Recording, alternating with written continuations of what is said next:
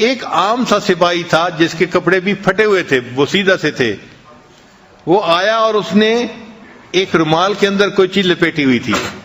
چنانچہ ایک مرتبہ مسلمانوں کو اللہ نے فتح عطا فرما دی. جو مسلمانوں کا امیر تھا تو اس نے اعلان کیا کہ بھئی جس کے پاس جو مال غنیمت آیا ہے وہ سب اکٹھا کر دو.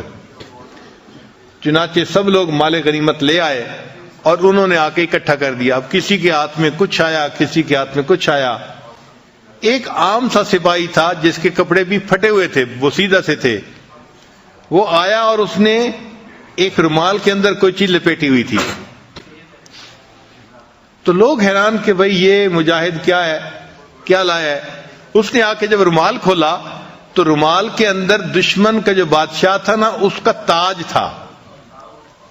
اس مجاہد نے دشمن کے بادشاہ کو قتل کیا تھا اور اس کا تاج اس کے ہاتھ میں آیا تھا، اور اس کا پتہ پوری فوج میں کسی کو بھی نہیں تھا.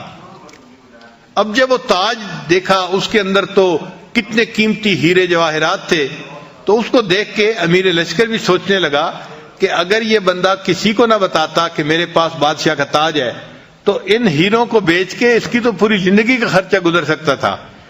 مگر اس نے لا کے وہ تاج رکھ دیا. تو امیر لشکر بڑا متاثر ہوا اور امیر لشکر نے اس سے پوچھا کیا آپ مجھے اپنا نام بتا سکتے ہیں؟